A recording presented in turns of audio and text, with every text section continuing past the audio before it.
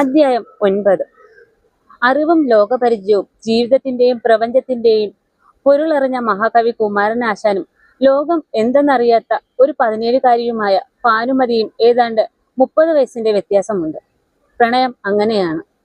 ലോക സാഹിത്യത്തിലേക്ക് നോക്കിയാൽ ടോൾസ്റ്റോയും ഭാര്യ സോഫിക്കും തമ്മിലുള്ള പ്രണയത്തിന് സോഫിക്ക് അന്ന് 17ഉം ടോൾസ്റ്റോയ്ക്ക് 35.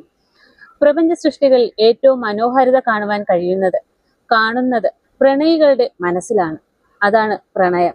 എങ്ങനെയാണ് മനുഷ്യ മനസ്സിൽ പ്രണയം വരുന്നതെന്ന്, എങ്ങനെയാണ് രണ്ടുപേർക്കും തമ്മിൽ ഇഷ്ടം നിറയുന്നതെന്ന് ചോദിച്ചാൽ മറുപടി പറയാനാവില്ല. പ്രണയം അത് അനുഭവിക്കേണ്ടതാണ്. മറ്റൊരാൾക്ക് അതിന്റെ പൂർണ്ണത വിവരിക്കാനാകില്ല.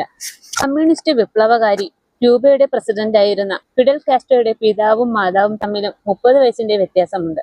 അവിടെയും പ്രണയം തന്നെയാണ്. വിപ്ലവകാരിയുടെ സൃഷ്ടിയിലും പ്രണയം. നീ പറഞ്ഞതുപോലെ നീയും ഞാനും തമ്മിൽ ഇപ്പോഴുള്ള പ്രായ വ്യത്യാസം നമുക്ക് മറക്കാം. അല്ലെങ്കിൽ തന്നെ കലണ്ടർ നോക്കി എങ്ങനെയാണ് നമ്മൾ നമ്മളുടെ പ്രായം പറയുന്നത്? ഒരു ജന്മത്തിന്റെ പ്രണയം മുഴുവനും 10 വർഷം കൊണ്ട് പകർന്നു തന്നിട്ട് പോയ നിന്നെ ഞാൻ എങ്ങനെ മറക്കാനാണ്? അതിന്റെ നീറ്റൽ എന്നും ഉണ്ടായിരുന്നു എന്നിൽ. ആ നീറ്റൽ മാറ്റാൻ ഞാൻ എത്തിയില്ലേ? ഇളം തെന്നലായോ, അന്ന് വർഷങ്ങൾക്ക് മുൻപ് അവളെ താലി കെട്ടുമ്പോൾ പെയ്ത ചാറ്റൽ മഴയോ, നറുനിലാവായോ അവൾ അയാളിൽ നിറഞ്ഞു. 37-ാം വയസ്സിൽ ഞാൻ അനന്യയെ വിവാഹം ചെയ്തു. നീ പോയി 1 കൊല്ലം കഴിഞ്ഞ്. പഴി ഒരുപാട് കേട്ടു. ഒരുപാട് പേർക്ക് ഉത്സവം പോലുള്ള നമ്മുടെ ജീവിതം അറിയാമായിരുന്നല്ലോ. അങ്ങനെ ജീവിച്ചവർ, നിനക്കുള്ള അസുഖം അറിയാത്തവർ, അവർക്കുള്ള യുക്തമായ രീതിയിൽ ചിന്തിച്ചിട്ടുണ്ടാകും. എന്തിന് സരസ പോലും ശശിയോട് വഴക്കിട്ടു. നീ ആത്മഹത്യ ചെയ്ത് കൃത്യം 22 കൊല്ലം കഴിഞ്ഞ് ഇതാ ഒരു 22കാരിയായ നീ 10 കൊല്ലം എന്നോടൊപ്പം കഴിഞ്ഞതും കൂട്ടി 31കാരിയായി ഇതാ എന്നോടൊപ്പം കിടക്കുന്നു. ഇപ്പോൾ എനിക്ക് 54 വയസ്സും 22 വയസ്സുള്ള നീയും. അവൾ തിരുത്തി പറഞ്ഞു. ആദ്യത്തെ പോലെ നമ്മൾ തമ്മിൽ 3 വയസ്സിന്റെ വ്യത്യാസമേ ഇപ്പോഴുമുള്ളൂ. നമ്മൾ ഒരുമിച്ച് 10 കൊല്ലം കഴിഞ്ഞതുപോലെ ഇപ്പോ 11-ാം വർഷം. ജയൻ പറഞ്ഞു. ഞാൻ കിഴവനാ, നീ വെറും ഒരു ചെറുപ്പക്കാരി. അവൾ പറഞ്ഞു. അങ്ങനെയൊന്നുമല്ലല്ലോ കയ്യിലിരിപ്പ്. എനിക്ക് തോന്നുന്നത് അന്നത്തേതിൽ നിന്നും ചെറുപ്പമായി വരുന്നു എന്നാണ്. അത് നിന്റെ സമ്പർക്കം കൊണ്ടാണ്. ഒന്നുകൂടി അവളെ വരിഞ്ഞു മുറുകി തെരുതെരെ ഉമ്മ വെച്ചു. ദാ തുടങ്ങിയല്ലോ. അവൾ അത് പറഞ്ഞിട്ട് ഒതുങ്ങിത്തന്നു. അനുഭൂതിയിൽ കിടന്ന അവളെ ചേർത്ത് പിടിച്ചുകൊണ്ട് പറഞ്ഞു. അന്ന് നീ ഒരാഗ്രഹവും എന്നോട് പറഞ്ഞിട്ടില്ല, ആവശ്യപ്പെട്ടിട്ടില്ല. അന്ന് ആവശ്യത്തിന് ചിലവാക്കാൻ പോലും കയ്യിൽ പണമില്ലായിരുന്നു. ഇന്ന് കയ്യിൽ നിന്റെ എന്താവശ്യത്തിനും ചിലവാക്കാനുള്ള പണം എന്റെ കയ്യിലുണ്ട്. പിന്നെ നമ്മുടെ മക്കൾ ഇന്ന് കുട്ടികളല്ല, ലക്ഷങ്ങൾ നമുക്ക് തരാൻ കഴിവുള്ളവരാണ്. ജോത്സ്യൻ പറഞ്ഞതുപോലെ ഇനി എല്ലാ അമ്പലങ്ങളിലും ടൂറിസ്റ്റ് കേന്ദ്രങ്ങളിലും നമുക്ക് പോകണം. എത്ര ക്ഷേത്രങ്ങളിൽ പോയി വെറുതെ തൊഴുതു നിന്നു.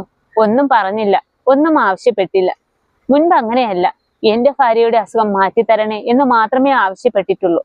അവളോടൊത്തുള്ള ജീവിതത്തിൽ ആയുസ് കുറവാണെന്ന് എങ്ങനെയോ ഉള്ളിലൊരു ഭയമുണ്ടായിരുന്നു. ഇനിയുള്ള അവസാനം ഒരുമിച്ചായിരിക്കും എന്ന് ഉറപ്പുണ്ട്.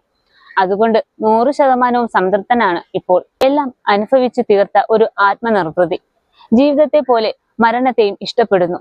ഒരാഗ്രഹവും പറയാത്ത അവൾക്ക്, അംബികയ്ക്ക് ഇനി എന്താണ് ഞാൻ ചെയ്യാനുള്ളത്? എന്റെ സന്തോഷമാണ് ഇപ്പോൾ അവളുടെ സന്തോഷം. അവൾ ചോദിച്ചു. ജേട്ടന്റെ പാട്ടുപെട്ടി ഇപ്പോഴും ഉണ്ടോ? അവളുടെ ചോദ്യം.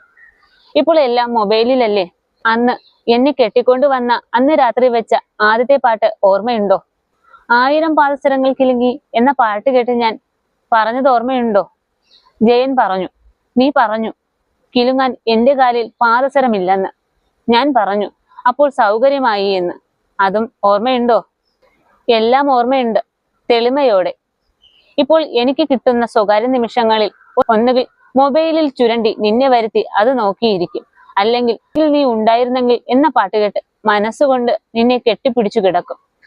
അവളുടെ കണ്ണുകൾ നിറഞ്ഞു തുളുമ്പി. സ്നേഹം, അതും ആണും പെണ്ണും തമ്മിലുള്ളത് ഏറ്റവും പരമമായ ഊർജമാണ്. അത് നമ്മുടെ മരണത്തോടെ നിലച്ചു പോകുന്ന ഒന്നല്ല. ശിഷ്ടലോകത്തിലേക്കും അത് സഞ്ചരിക്കും, പിന്നെ തിരിച്ചു വരും. ഈ ജന്മത്തിലോ ഭാവി ജന്മത്തിലോ അത് ലഭ്യമാകുമെന്ന് പ്രശസ്ത മനോരോഗ വിദഗ്ധൻ ഡോക്ടർ ബ്രിയാൻ എൽവിസിന്റെ ഒരേ ആത്മാവ് അനവധി ശരീരങ്ങൾ എന്ന മാസ്റ്റർ പീസിന്റെ വിവർത്തനത്തിൽ വായിച്ചത് ഓർമ്മയുണ്ട്. അദ്ദേഹത്തിന്റെ ഓൺലി ലവ് ഈസ് റിയൽ എന്ന പുസ്തകത്തിലെ ദമ്പതികൾ പൂർവ്വജന്മത്തിലും ദമ്പതികളായിരുന്നുവെന്ന് സാക്ഷ്യപ്പെടുത്തുന്നുണ്ട്. സത്യമോ വിദ്യയോ എന്ന് തിരിച്ചറിയാൻ സാധിക്കാത്ത ദർശനങ്ങൾ അനവധിയുണ്ട്. ഒരു ദർശനം സാങ്കല്പികമാണെങ്കിലും അത് യാഥാർത്ഥ്യമാകുവാനുള്ള സാധ്യതയും നിലനിൽക്കുന്നുണ്ട്. മുൻജന്മ ബന്ധമുള്ളവർ വീണ്ടും കണ്ടുമുട്ടാൻ ഇടവരുമ്പോൾ അവർ ഒന്നിക്കുന്നതിനായി അനവധി സംഭവങ്ങൾ നിരീക്ഷിച്ചാൽ നമുക്ക് കണ്ടെത്താം. അതിന് നമ്മൾ ഇതെന്തു പ്രേമമെന്ന് ആശ്ചര്യത്തോടെ നോക്കി നിന്നു പോകും. നാം ജനിക്കുന്നതിന് മുൻപ് ജീവിതം എപ്രകാരം തുടർന്നു പോകും എന്നതിനെക്കുറിച്ച് ഒരു ദീർഘവീക്ഷണം ആത്മാവ് നടത്തുന്നുണ്ട്. അതുപോലെ മരണപ്പെട്ടതിന് ശേഷം കഴിഞ്ഞുപോയ ജീവിതത്തെക്കുറിച്ചും ആത്മാവ് പുനരവലോകനം നടത്തും.